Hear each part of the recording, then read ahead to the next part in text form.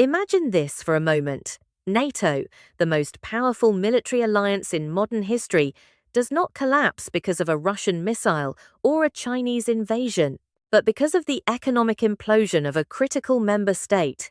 A nation that controls the Bosphorus Strait, hosts the strategic Incirlik airbase, and forms the southern flank of Western deterrence. This is not a Hollywood scenario. This is happening right now, in April 2026, before our eyes. Welcome, dear students and strategic thinkers, to a new analysis on Professor Nadia Insights. As always, I speak to you with calm and analytical precision, moving beyond the media noise to dissect the hidden layers of global events. Today we are diving deep into the 2026 Turkish economic collapse and its strategic impact on NATO. Why must you watch until the end? Because what is happening in Ankara is a critical test of American hegemony.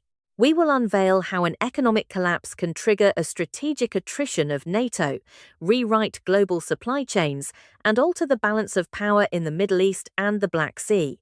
If you want to understand what is truly happening behind the scenes in Washington, Brussels, Beijing, and Moscow, watch until the end. Let us begin. Let's start with the hard reality of today, the 20th of April 2026. We will unveil how an economic collapse can trigger a strategic attrition of NATO, rewrite global supply chains, and alter the balance of power in the Middle East and the Black Sea. If you want to understand what is truly happening behind the scenes in Washington, Brussels, Beijing, and Moscow, watch until the end. Let us begin. Let's start with the hard reality of today, the 20th of April 2026. Turkey's economy had been showing relative stability under the leadership of Finance Minister Mehmet Şimşek. His Orthodox program raised interest rates to 37%, successfully reducing inflation from its peak of 75% in 2024 to approximately 31% by late 2025. GDP grew by 3.6% in 2025, and total reserves peaked at a healthy $218 billion in January 2026. Everything seemed stable until the war began. Then came the Iran War, or Operation Epic Fury, at the end of February 2026. The Strait of Hormuz was partially closed, causing Brent crude to explode from $72 to $119 in just 3 weeks. It has now stabilized above $100. Şimşek's program was built on an assumption of $65 per barrel. This $4-5 gap has shattered everything, and the data from March confirms the devastation. The data confirms a massive reserve collapse. The central bank has sold over $26 billion in foreign currency and a massive amount of gold, over 22 tons, in just 1 month to stabilize the lira. Fitch has already revised Turkey's outlook to stable after the loss of over $50 billion in total reserves. This is a level of bleeding that even the strongest economies cannot sustain for long.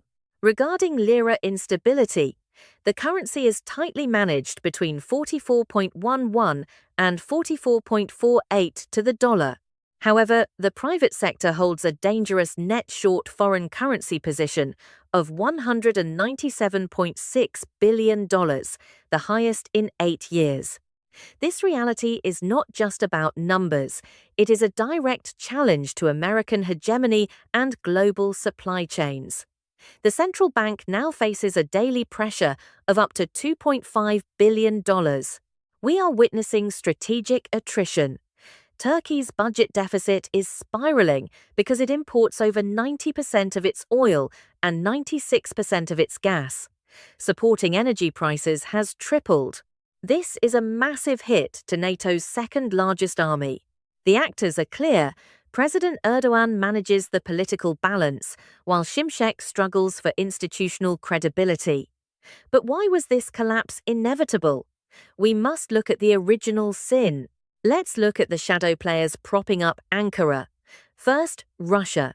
The S-400 deal was never just about weapons. It is a signal of coordinated strategy in Syria and a reliance on Russian energy. 10. Moscow benefits from any Turkish weakness to enhance its influence in the Black Sea and the East. This relationship creates a delicate balance that the current Iran war has now broken. Then there is China.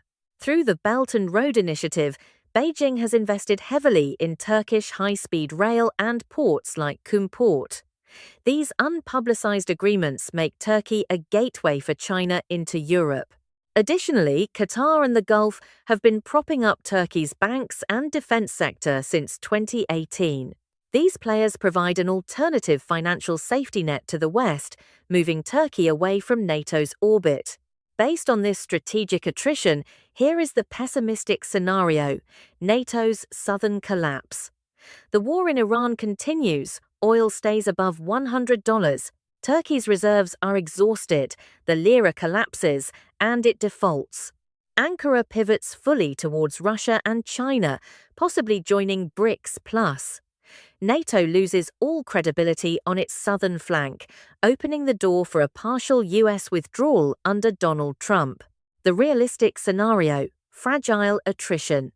NATO provides financial support in exchange for Turkey's renewed commitment.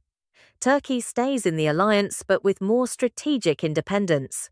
Alternatively, the optimistic scenario: a fragile peace. A ceasefire in Iran by summer drops oil to $80. Turkey reintegrates into the F-35 program, and NATO's southern flank is reinforced. But which path will we take? Ultimately, Turkey 2026 epitomizes the philosophy of our age. Absolute hegemony is a thing of the past. The strategic attrition of a single nation can rewrite the rules of global deterrence. Who will define the next decade? The United States or the rising powers of the East? Leave your thoughts in the comments. Subscribe for more expert insights. I am Professor Nadia. Thank you for watching.